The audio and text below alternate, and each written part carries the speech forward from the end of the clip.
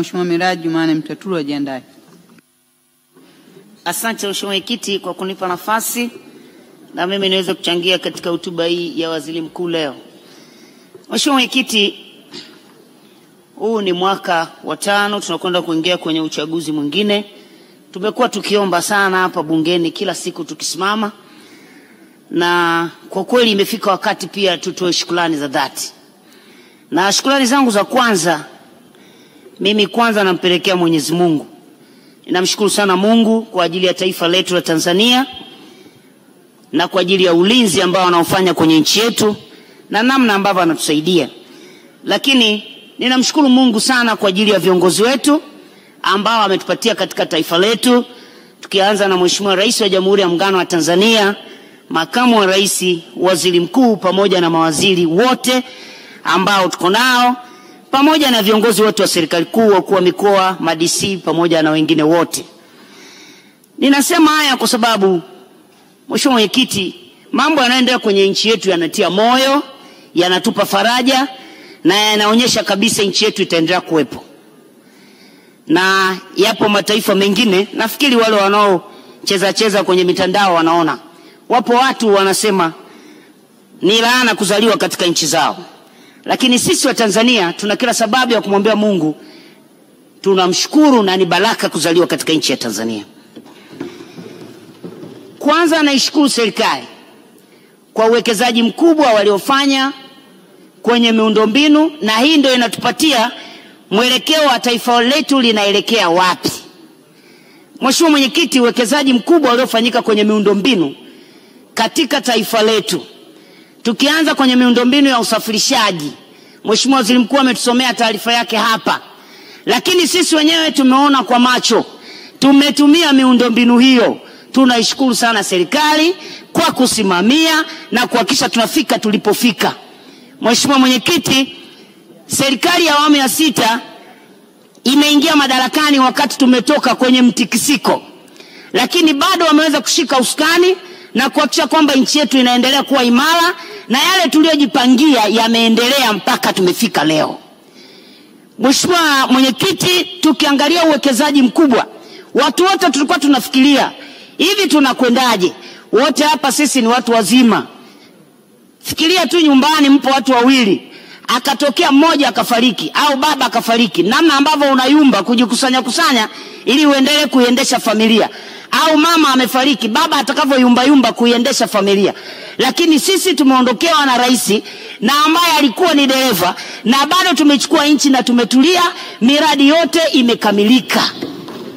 Tuna kila sababu za kumshukuru Mungu, lakini na kuwashukuru viongozi wetu kwa moyo wao wa dhati wa kuipenda nchi yetu na kujitoa kuitumikia Tanzania. Tunawashukuru kwa ajili ya kukamilisha bwawa la umeme la Mwalimu Nyerere. Mheshimiwa Mwenyekiti, rais anakabidhiwa nchi hii ya Tanzania au nchi za Afrika zilizo nyingi. Unakabidhiwa watu, unakabidhiwa na bajeti na mipango. Haukabidhiwi fedha kwamba fedha hii ndio ya kufanyia mambo hayo uliopewa uyatekeleze. Wewe utajua mwenyewe unakwenda kutafuta wapi. Rais anaanza kuhangaika. Ndio inapotokea issue inaitwa cash budget, ukakusanye ndipo uendeshe nchi. Ni jambo ambalo kwa kweli linahitaji kiongozi mwenye moyo, kiongozi mwenye uzalendo na upendo mkubwa kwa watu wake. Tunawashukuru sana. Mmetumalizia bwawa la Mwalimu Nyerere mega 2115 kwa trilioni 6.6. Lakini mmetujengea SGR ambayo kwa level iliyofika zaidi ya trilioni 10 zimetumika. Lakini Mheshimiwa Mwenyekiti, bado tumekwenda kuboresha afya kwenye nchi hii kwa kiasi kikubwa sana. Hakuna jimbo hapa ambalo halijapewa vituo vya afya na zahanati. Zaidi ya vituo 1300 na vimejengwa kwenye nchi yetu. Lakini Mheshimiwa Mwenyekiti, zahanati zimejengwa za kutosha. Umefanyika uboreshaji mkubwa kwenye hospitali za halmashauri, ikiwepo hospitali yangu ya Iringa Frelimo. Kwa miaka 15 ilikuwa imepelekwa milioni 400 tu, lakini ndani ya miaka hii minne tumepewa zaidi ya bilioni 3 na milioni 550. Mheshimiwa Mwenyekiti, hivi ni vitu vya kuvipongeza. Lakini tumeboresha huduma za elimu kuanzia awali. Tumeelezwa hapa ni kiasi gani tumetumia zaidi ya trilioni 1.2 kwenye elimu ya msingi, kwenye sekondari, kwa miradi ya boost na SEQUIP kwa ajili ya kujenga shule mpya kwenye nchi yetu. Sisi Iringa tu pale shule za sekondari mpya 4. Shule ambazo zimejengwa za msingi 4 mpya kabisa, lakini madarasa ya kutosha. Sasa hivi kila mahali kuna madarasa yanabaki. Watoto walikuwa kienda darasani wanakaa wengi, wengine wanasubiri wametakiwa kwanza Januari, wanakuja mwezi wa 3. Lakini hiyo kitu kwenye nchi yetu sasa hivi imekuwa ni historia. Mheshimiwa Mwenyekiti, tunashukuru sana serikali yetu na viongozi wetu kwa kuyasimamia haya. Haya ndio yanasababisha sasa mnaendelea kuiheshimisha Chama cha Mapinduzi, na sisi tulio makada tunajisikia vizuri sana kwa sababu ya utekelezaji ambao umefanyika. Mheshimiwa, kwenye usafirishaji, hii inaonyesha ni namna gani nchi yetu inatoka hatua moja kwenda nyingine. Tunakwenda kwenye usafirishaji, kwenye ndege tu uwekezaji wa trilioni 1 na milioni 4.49 kwenye ununuzi wa ndege 6 za abiria pamoja na ndege 1 ya mizigo, kuliimarisha lile shirika. Shirika lile lilikuwa linasafirisha abiria 850,000, mpaka sasa abiria milioni 3 wanasafiri kupitia ndege za Tanzania. Mapato yameongezeka kutoka bilioni 250 mpaka trilioni 1.5. Unataka kutuambia nini? Huo ndio uwekezaji uliofanyika kwenye shirika la ndege kwenye nchi yetu. Lazima tumshukuru Mungu, lakini tuwashukuru sana viongozi wetu, na sisi tunaendelea kuwaombea kwenye liturujia zetu makanisani. Ndio maana tumeweka kipengele cha kuwaombea viongozi wa taifa letu ikiongozwa na Mheshimiwa Rais. Mheshimiwa Mwenyekiti, baada ya shukrani hizi, yapo mengi ambayo tungesema.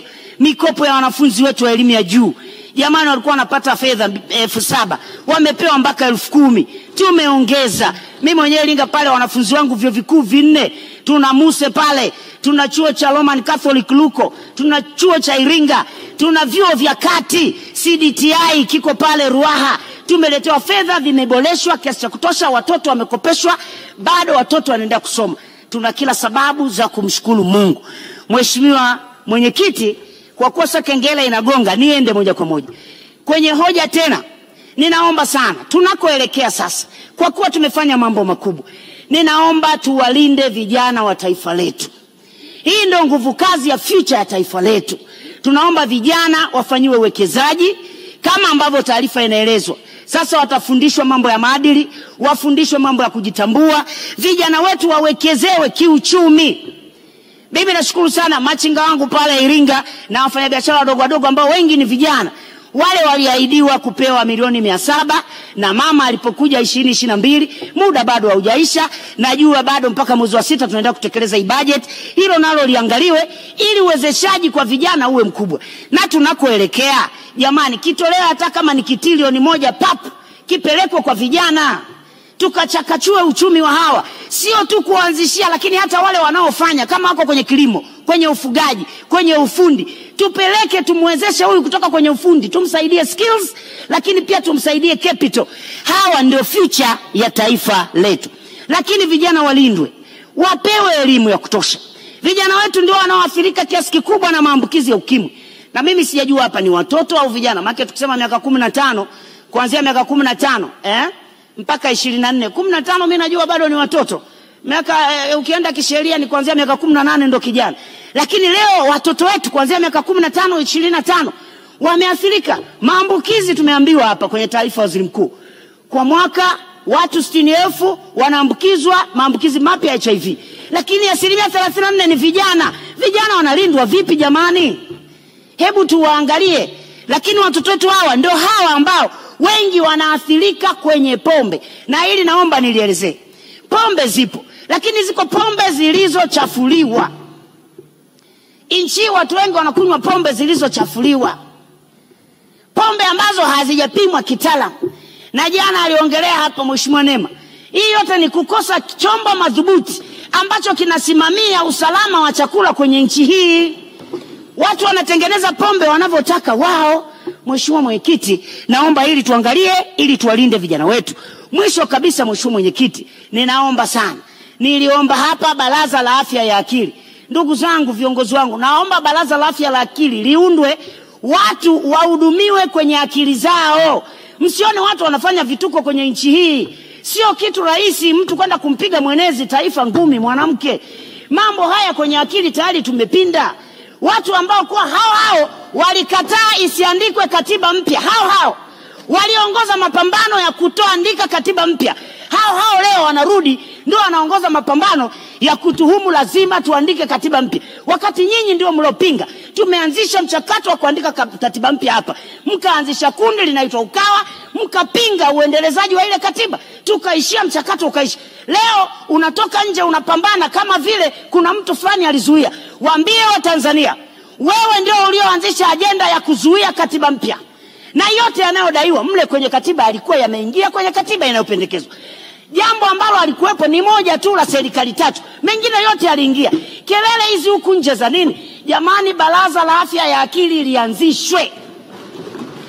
Tumeelezwa hapa uwekezaji wa bandari, watu walitupinga, walitutukana, walifanya vitu vya ovyo, lakini tumeambiwa hapa namna ambavyo bandari yetu imeongeza makasha, jinsi ambavyo makontena, jinsi ambavyo siku za meli kukaa bandarini zimepungua, masaa ya kuhudumia meli za mafuta zimepungua, kiasi kwamba watu hawalipi tozo kubwa. Kwa hiyo sasa hivi bidhaa, ndio maana tunaona kuna utulivu wa mifumuko ya bei. Lakini hawa ndio waliongoza mapambano, hawa ndio waliobeza miradi mikubwa ya kiuchumi ikiwepo umeme na SGR. Lakini hawa ndio leo wanageuka kwa Tanzania, wanawaambia vitu ambavyo havipo. Jamani, tuanzishe baraza la afya ya akili nchini. Asante sana Mheshimiwa. Mheshimiwa Mwenyekiti, naunga mkono hoja. Asante sana. Tunaendelea na Mheshimiwa Jenjel James.